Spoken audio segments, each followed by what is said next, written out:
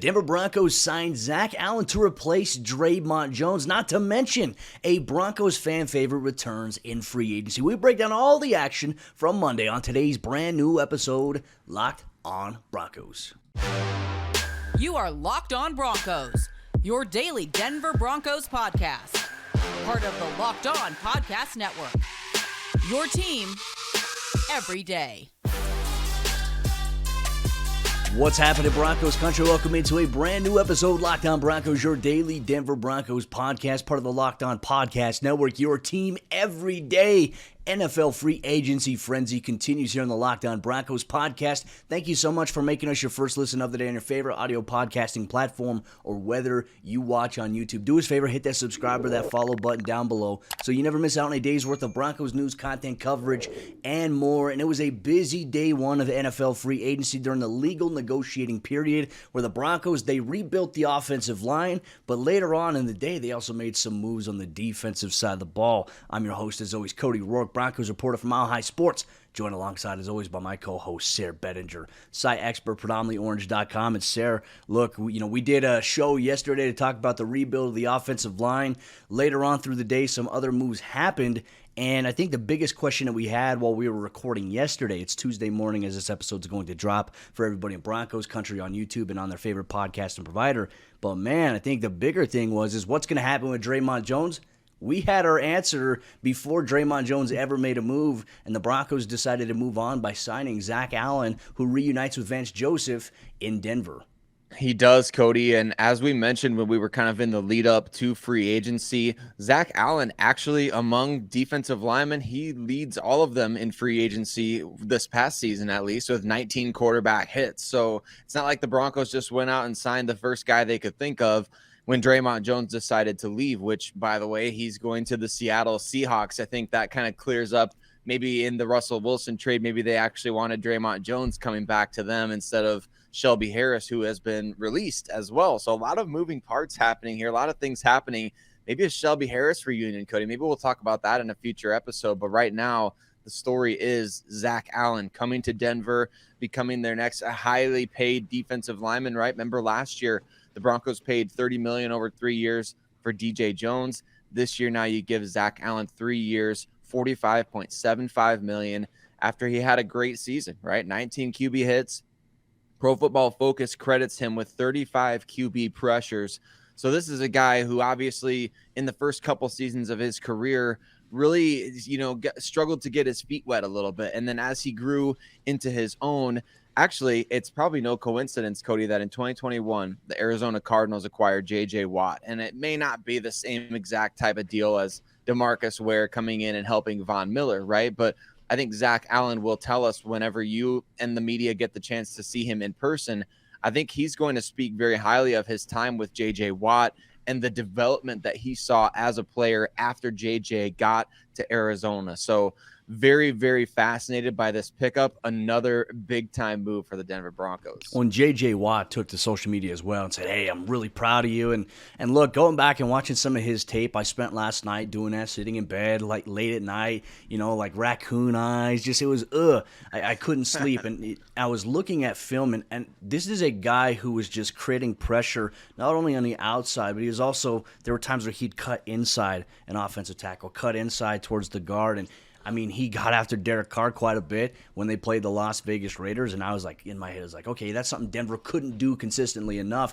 He's got a high motor, man, and I tell you what, he's young. He's entering a very important time, and I think it's good for him that, he starts in the NFL with Vance Joseph as a defensive coordinator. Now he gets to continue on so far his career-long DC and Vance now here in Denver. And on top of that, I think this goes even further to saying like how important it was that Denver, Sean Payton, and George Payton retained Marcus Dixon, because Marcus Dixon has a lot of promise as a coach. I can tell you this from watching him every day. He is a great teacher, talking to guys in the locker room. He emphasizes technique, but he just instills like this dog mentality in that room. And so Zach Allen is a great guy to add into that room alongside the guys like DJ Jones, Mike Purcell, and I think it'll be crucial for guys like Inyoma Uwazurike and Matt Henningsen as they continue along in their development. Denver might have a very, very strong defensive line to go against opposing offensive lines here. When I look at that room, I see a combination. You have some size there, but the one thing that stands out to me, you have really, really good strength, and you have some really good athleticism from those guys at that position. So the Broncos investing in the trenches, getting tougher in that regard. I mean, I think it's also clear now, we can even talk about this as well. Dre'Mont Jones, we wish him nothing but the best. I had a lot of replies on Twitter. I had a lot of mentions from people saying, good riddance, goodbye to him. It's like, why do we get like this as society? Like, why do fans do this when a player who, plays for their team, they want him on their team at one point, when they leave, they just decide to, trash the play? I don't understand that. I don't believe in that. Dre'Mont's time in Denver was great, and I wish him the best in Seattle going forward. I do too. I mean, it doesn't always work out for guys to be in Denver. And you got to remember the time we had fondly, right? I mean, Dre'Mont Jones obviously was a bright spot these last 4 years when the Broncos just flat out stunk. And I think that says something in and of itself. This guy never gave up. He played really hard for this team, and he battled through a lot of injuries. We know that. So I think that him going to Seattle, yes, obviously we wish him the best. But of course, we love the players that want to be Broncos more than anything, right? So that's why I think you're seeing some people just kind of taking it out on him. So I think obviously let's shift our mentality there as much as we can. It's not like he went to the Raiders or the Chiefs or who cares about the Chargers really? But it's not like he went to the Raiders or the Chiefs, right? So I think that definitely you wish Dre'Mont well. And of course, we'll be watching it's going to be interesting, isn't it? I think him and Zach Allen will kind of be compared for the next couple of years, right? The next three, they both got 3-year deals, pretty close to, each other, about $2 million average per year difference between the two of them. So similar production too in the last year. Yep. Same amount of games played. 13. There you go. So yep.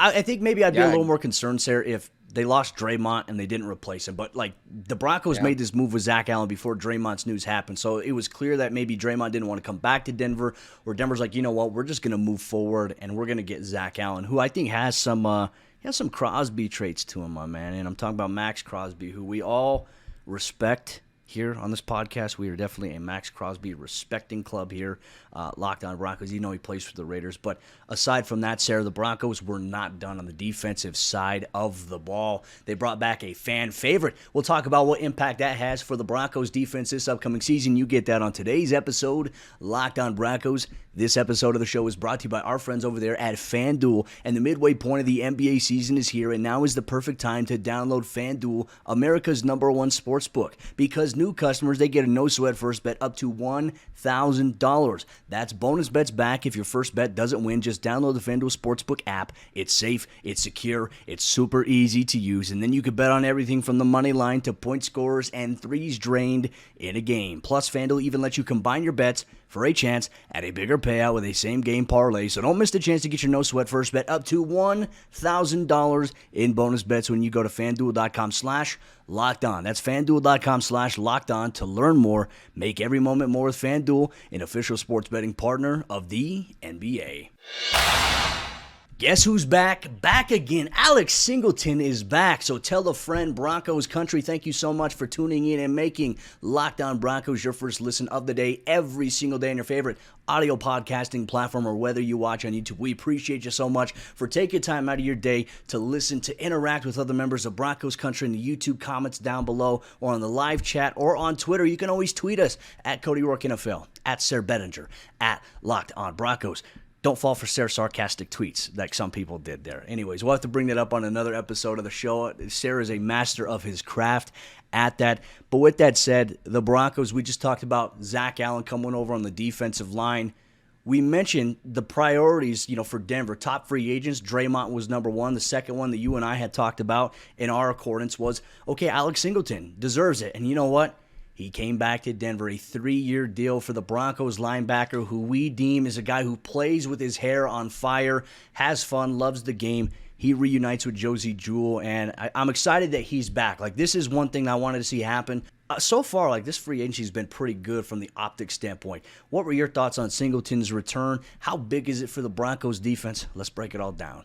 I think it's huge for the Denver Broncos defense, right? I know a couple of Philadelphia people yesterday on Twitter, and by yesterday, I mean Monday, as this was all going down, right? So when it was going down on Monday, a number of Philadelphia people saw that Alex Singleton got the big raise from the Denver Broncos, and they're like, wow, the linebacker market has gone off the rails. And I'm thinking to myself, maybe you just haven't watched Alex Singleton since he played for the Eagles. And I remember that. Remember, Cody, when the Broncos first signed Alex Singleton, a lot of Eagles fans were like, oh, man, they were clowning the Broncos for signing him, just like I think a lot of 49ers fans are now for Mike McGlinchey. But then Alex Singleton went out, and all the dude did was make big play after big play. And I think that's, I mean, geez, whether he was playing in Ejiro Evero's defense or not, you reward a guy for doing that. And obviously your pro scouts liked what they saw. The coaching staff, they got together, new inside linebackers coach Greg Minuski. They all sit down, they watch Alex Singleton and Josey Jewell work together. And what do they see? Well, they see these two guys working extremely well together, and they see two guys making plays consistently and really stepping up in big spots. Remember, Josey Jewell got his first couple career interceptions this past season. Alex Singleton with that big forced fumble against, wasn't it Kansas City, where he forced the fumble on the punt? So Sabi recovered it. Yeah, that was right. That's right. So, dude, this is, and I say dude because I get fired up here. Okay, we go into the water cooler talk a little bit. It's so frustrating to me that a player like Alex Singleton can't go out and have a huge year, one of the biggest years of his career, if not the biggest, after all he's been through, to go undrafted, to spend a couple years in the CFL, to work his way up from being a special teams guy to getting that 1 year shot in Denver where, man, you and I and many others were very skeptical, to say the least, if not laughing along with the Eagles fans, saying like, wow, I can't believe the Broncos are actually doing this. This is their weakest position, and Singleton is the guy they're bringing in. He went from that to being, he got some votes for, I think, the Pro Bowl or All Pro last season. And still people find a way to clown it. Cody, I just had to rant on that a little bit because I think it's ridiculous. Alex Singleton deserves nothing but kudos and credit. And obviously the Broncos agreed. I mean, yeah, he does. And look, Philadelphia Eagles media, we know that's a toxic cesspool. Like, I've heard horror stories about how toxic their media is. Like, people look at the Broncos media like, oh, there's some petty like beefs that people have. No, it is bad in Philly. Like, it's to a point where a lot of those guys in Philly want to fight each other. But it's like, you're spot on. These guys didn't watch a single ounce of Broncos football, in the sense if they're saying these things about Alex Singleton, because he's a guy who emerged really week one, had to come in and start, and he started in place of Josey Jewell week one alongside Jonas Griffith against the Seattle Seahawks because of Jewell's injury. And then Jonas went down with the injury. And then, once all guys were healthy, we got to see them neutralize a 3-linebacker set against the Tennessee Titans and Derrick Henry. And they held him to under 60 yards rushing in that game. Unfortunately, the offense couldn't do anything, so they still, ended up losing that game. But Alex Singleton deserves everything and more in terms of this contract that he's got. We mentioned it's a 3-year deal, $9 million of it guaranteed, going to be $18 million. He's earned this contract. A great team guy, always puts the team first. And look, you go back, you watch the mic'd up. This is a dude who just loves to play football, has fun, has great relationships in that locker room. I'm glad that Singleton is back. I'm eager for Broncos Country's thoughts on that as well, how happy they are. But let's ask the question now, what will the Broncos defense look like specifically at linebacker? With them bringing Singleton back, do you think, because they also brought Jonas Griffith back, they tendered him, he's an ERFA, do you think that Josey Jewell and Alex Singleton will be the two starting linebackers this upcoming season? Do you see it playing out that way? Well, you kind of hope so, right? Unless maybe does Ejiro Evero look at Josey Jewell and say, hey, I want that guy to be like the leader of my defense here in Carolina. Can Denver get the first overall pick for? Yeah, hey, I mean, hey, if you want to throw that first overall pick, we'll see what happens. We'll talk.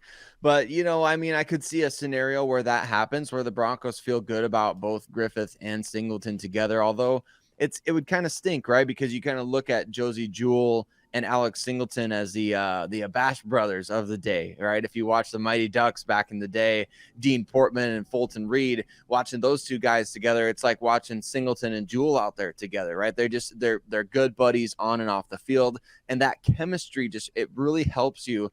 So I think even as you transition into a new defense, I think you have two guys that understand, hey, this is how this defense runs. They're going to study, they're going to prepare hard, they're going to know their assignments, and they're going to be able to help everybody else, even in a new defense. That's just my opinion, Cody, but especially because Josie already had 1 year with Vance Joseph when he came into the league back in 2018. So I think that those two guys, they work so well together that it would really stink to see it, anything change there. But, you never know what the off season is going to bring.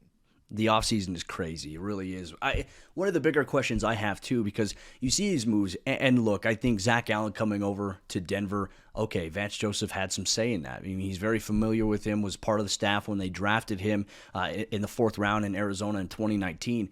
The bigger question I have, will this be Vance's defense, or is Vance going to construct this defense based around like the things that Ejiro Evero did last year? Like, to me, that is a huge question that I have. And philosophically, I mean, would you hire a defensive coordinator to call somebody else's defense? I don't think that's the case, but you have to wonder, like, as you and I have said all offseason long, if it's not broken, don't fix it. So how can Vance Joseph take the pieces, take everything that's been placed in front of him in terms of personnel and make it do exactly what it did last year, or maybe even improve? That's hard to do, but it's like, there's massive shoes to fill there. Like, you have to do that. So I think for me, it's like, can Vance Joseph maximize his personnel, including at linebacker, and make it into something special? To me, that's one of the key offseason storylines I'm looking at. I love that. I absolutely love it, Cody. And I'm excited, too, to see what the Broncos do next, right? After all this talk of what they've been doing, man, that was only day one. So it's like, what are they going to do next? What else can they add to this team? Where's the cap space at? Like, we're starting to get some of the contract details as well. It seems like the Broncos are trying to limit this year one cap space once again to potentially make additional moves here. So I don't know exactly what that means, what that looks like, but I think obviously this team has been exactly what they said. They've been aggressive, and it's been exciting to watch. Like, not only does it give you and I and everybody listening something to talk about, like actual things to talk about here, but at the same time, it just shows like this team is putting its money literally where its mouth is. Like, they are paying up to upgrade the roster, and you love to see it. Funny money going on here. No rollbacks here with the Walton Penner family ownership group as it pertains to NFL free agency. Day 2 continues here today. We'll have complete coverage here, Locked On Broncos. Any moves that happen today, you'll get on Wednesday's episode of the show as we break down the latest on today with Zach Allen and Alex Singleton coming back into the fray here for the Denver Broncos. We'll also talk about how we feel about the Broncos' moves on day 1 of NFL free agency. We kind of get a pulse of the fan base, share our thoughts on it from a philosophical standpoint. You'll get that on today's episode, Locked On Broncos. This episode is brought to you by our friends over there at Built Bar, and it is March. So you know what that means. It means that there's March Madness going on. But if you love Built Bar, let's talk about Built March Madness. The Built March Madness bracket is here, and we know you have a favorite bar or puff, and now is your time to make it count. Go to BuiltMarchMadness.com to vote for your favorites. And you know I'll be voting for the peanut butter brownie bar. And on top of that, if you want the Broncos to win, then you'll be voting for that bar as well. Support your team, support your bar or your puff. And when you vote on your favorite bar or puff, you'll be entered into a drawing where 50 lucky Locked On listeners will get a free box of Built. Not only that, one Locked On fan will receive a 12-month subscription to Built to have Built's best bars or puffs delivered monthly straight to your doorstep. You got to try Built. Built, the best protein bar ever. Seriously, they're so amazing, you won't even think that they're good for you. What makes Built bars and puffs so good? Well, for starters, they're all high in protein, low in sugar, and covered in 100% real chocolate. That's right, real chocolate. Run to BuiltMarchMadness.com right now to vote for your favorite bar or puff and pick up a box while you're there. You can vote every day in March, so hop in and support your pick.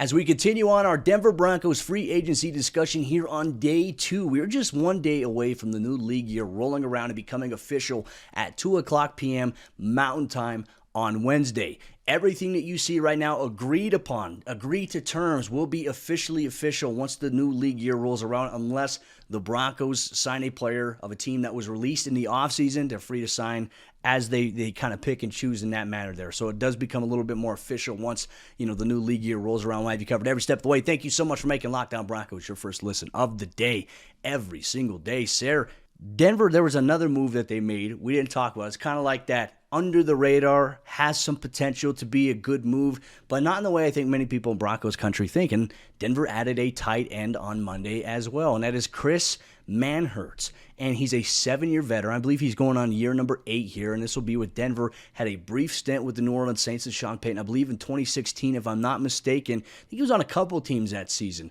but he finished off with New Orleans.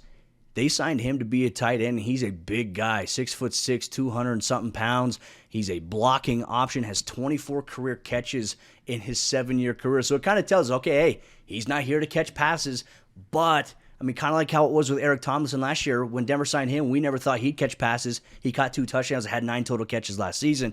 Could Chris Manhertz maybe emerge in this type of role as well for Denver?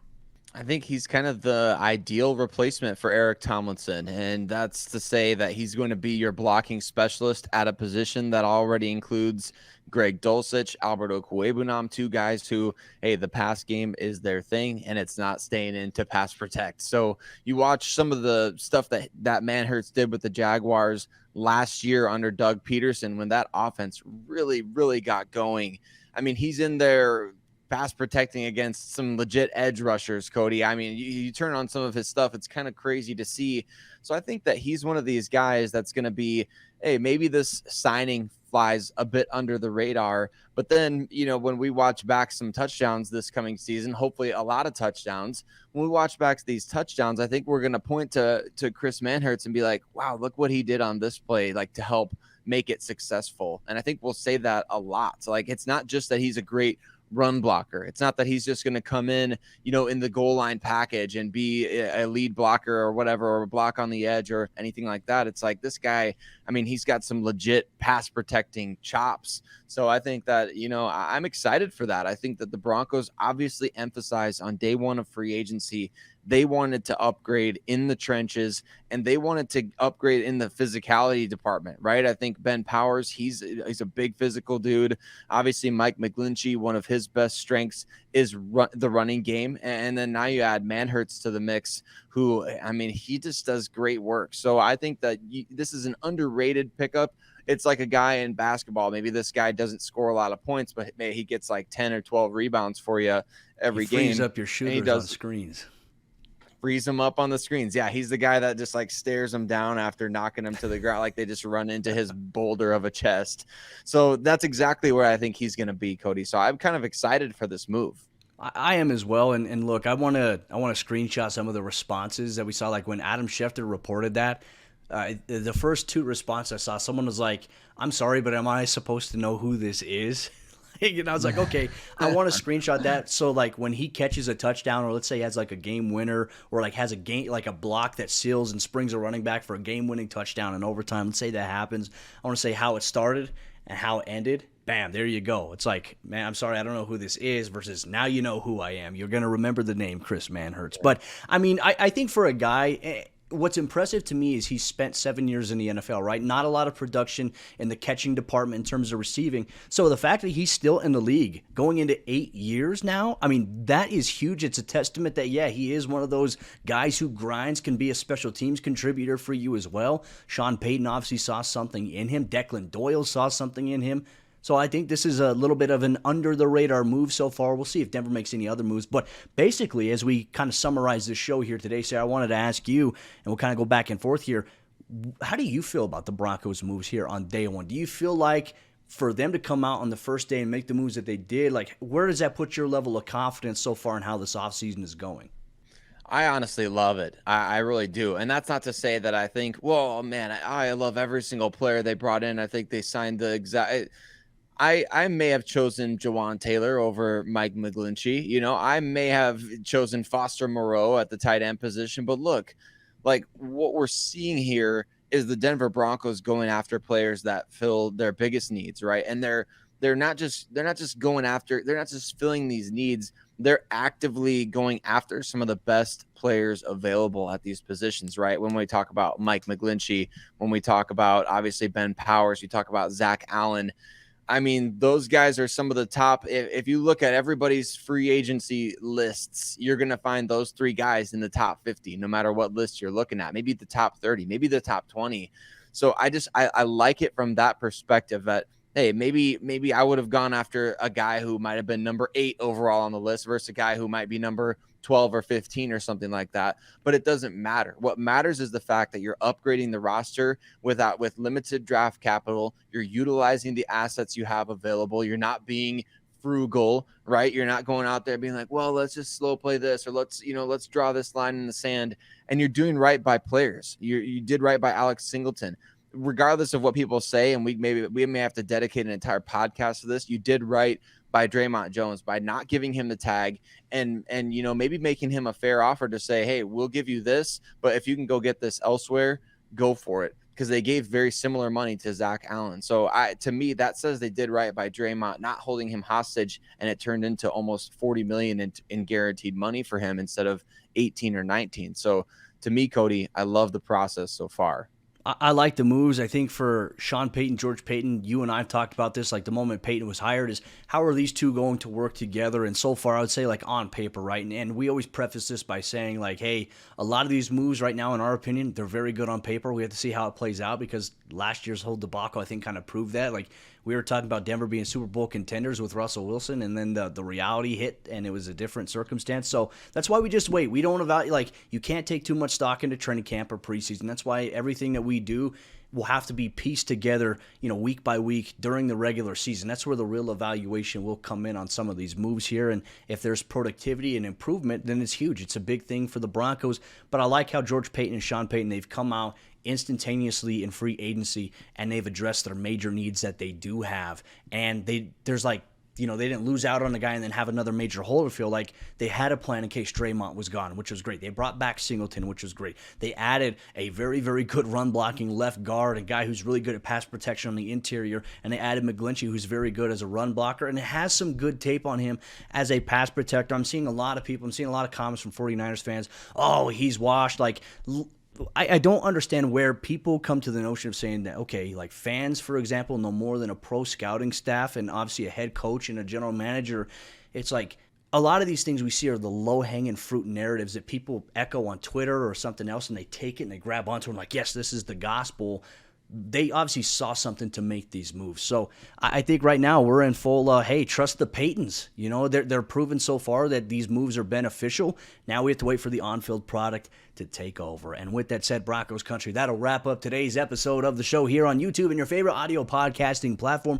Any moves that the Broncos make here on Tuesday, we'll have you covered tomorrow morning on Wednesday on your favorite audio podcasting platform. Unless it's like a groundbreaking, big-time signing, we'll have you covered with all the free agency moves that happen on Tuesday on tomorrow's episode, Locked On Broncos. We appreciate you so much, Broncos Country. We'll see you tomorrow for a brand new episode of the show.